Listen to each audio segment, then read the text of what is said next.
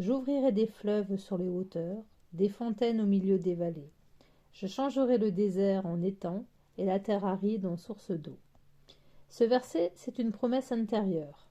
Il ne parle pas du monde extérieur. Il parle de toi, de ta conscience, de ton cœur, de ton âme qui traverse des saisons différentes, des incarnations différentes. Quand Dieu dit qu'il ouvre des fleuves sur les hauteurs, il parle de ta vision. Quand il dit qu'il fait jaillir des fontaines dans les vallées, il parle de tes émotions. Et quand il dit qu'il transforme le désert en étang, il parle des endroits en toi qui se sentaient secs, fatigués, abandonnés. Dieu n'est pas chair. Il est matière, mais il n'est pas chair. La chair, c'est nous, c'est son outil. La matière, c'est son terrain.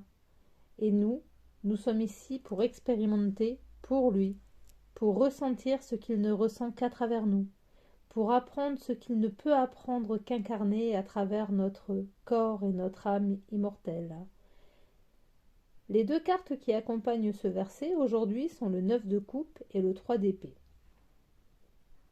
Le 9 de coupe, c'est la carte de la plénitude intérieure.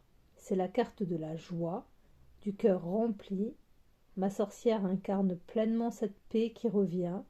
Elle dit « La source est déjà en toi, tu n'as pas besoin d'aller la chercher ailleurs. » Et il y a le 3 d'épée. C'est l'endroit où il y a encore une blessure.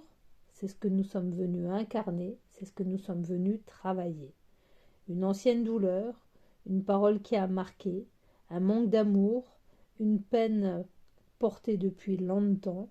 Ce n'est pas une carte qui te punit, c'est une carte qui te montre une ouverture, le point précis que Ayam veut transformer. Et c'est là que tout s'assemble. Le 3 d'épée, c'est le désert, le 9 de coupe, c'est l'étang. Et Ésaïe, chapitre 41, verset 18, c'est la transition entre les deux. Dieu vient faire jaillir la vie dans ce qui était sec. Alors aujourd'hui, je comprends que ma blessure n'est pas une faiblesse, c'est l'endroit par lequel la lumière veut entrer.